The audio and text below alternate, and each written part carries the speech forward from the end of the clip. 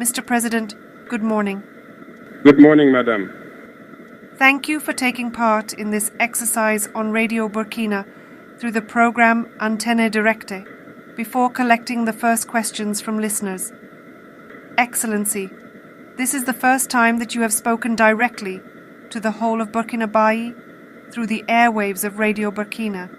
How do you feel about sharing this moment of direct dialogue with Burkina Faso? Thank you very much.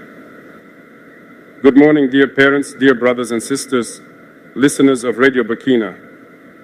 Thank you, Madam, for this opportunity that is once again given to us to be able to commune directly with the people. I think it is a real pleasure. And it is also a moment for me to be able to understand today, at the stage we are at, the current aspirations of the people, and to be able to readjust our program, if we can say so. Barsalgo, the listeners would like to know how you experience this situation. Okay. Thank you, Madam. I would say that this is really current. The issues of destabilization are current issues.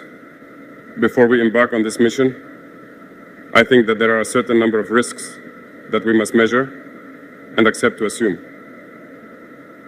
And among these risks, there is the fact of not succeeding in the mission for which we came. So when we come, it is either it makes or breaks.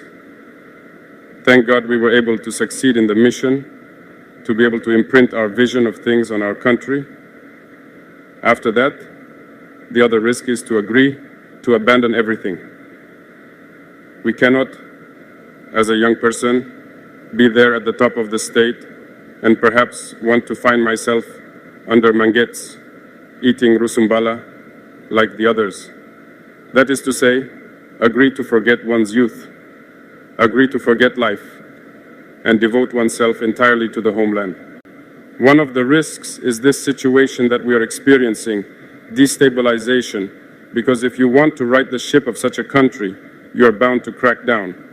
By cracking down, to right it, you create internal and external enemies.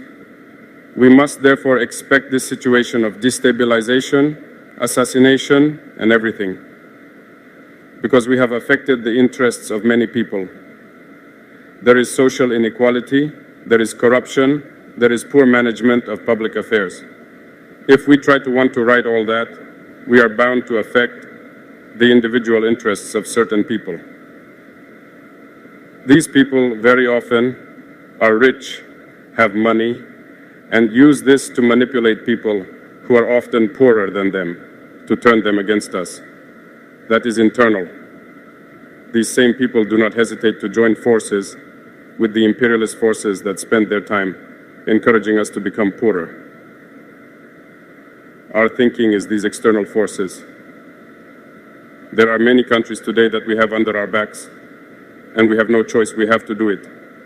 If we want our homeland to be independent, if we want our sovereignty, if we want the Burkinabés to eat their fill, if we want our children to go to school without paying a franc, if we want malaria, which is one of the most widespread diseases in Burkina Faso, to be able to treat our population on certain words at 0 francs.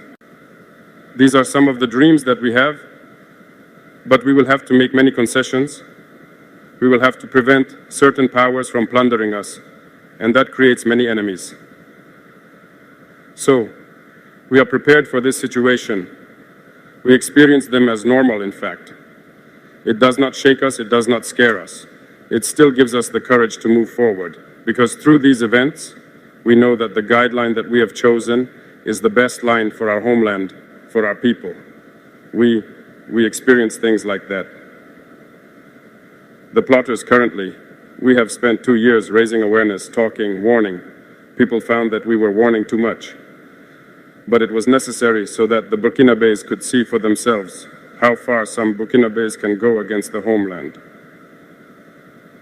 If we had started to crack down in a certain way from the beginning, it is not obvious that you yourself will understand us. You will perhaps say, after a while, there may be misunderstanding.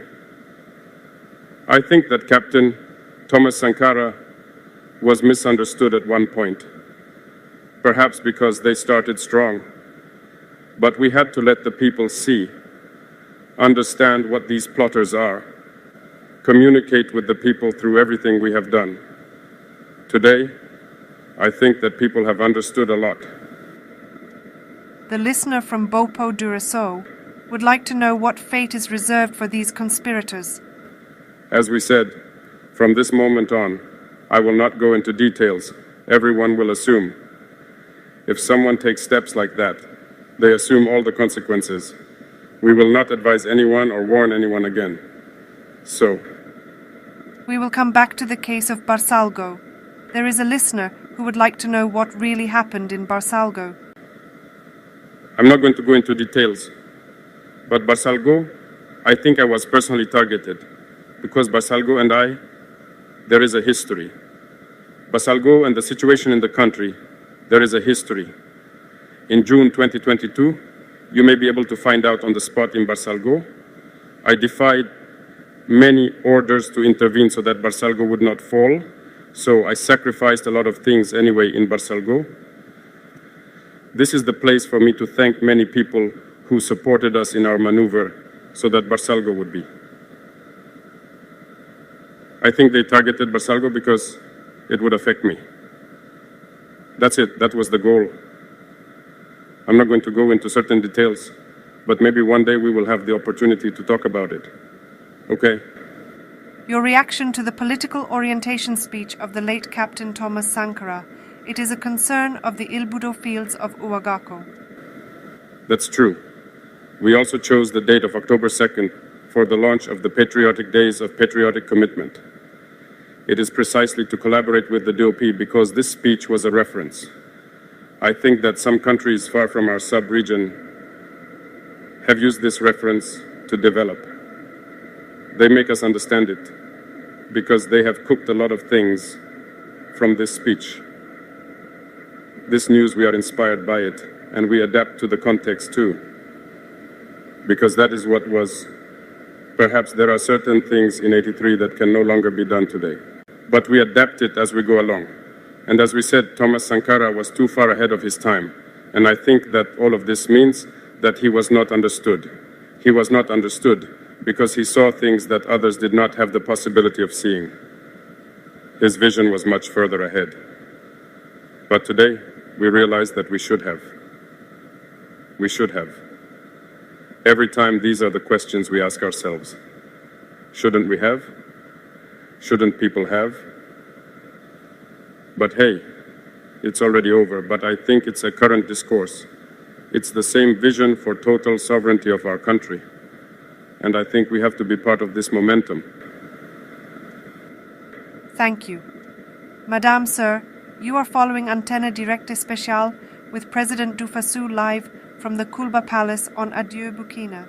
You can interact with President Dufasu by calling 25 30 49 93 and 25 33 33 37. Mr. President, we will now focus on a crucial subject, security and defense. And for this we find Hervé Cabor again to answer the questions and concerns of the listeners. Hervé Caboret is not available. Mr. President? Yes. So, before Hervé Caboret finds us, I would like to know what the morale of the troops is with these inclinations of destabilization. I would say that the morale of the troops is high, because committing to defend the homeland, you know, when you are a soldier, there is another natural state of mind that is there within the army. Getting up, taking your backpack, your weapon, and going to the front, it is not given to everyone. But generally in the mind of the soldier, when he leaves, it is with pride that he leaves. He knows what can happen, but it is with pride that he leaves.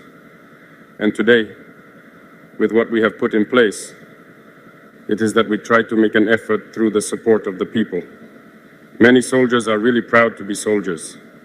That is so that it gives body and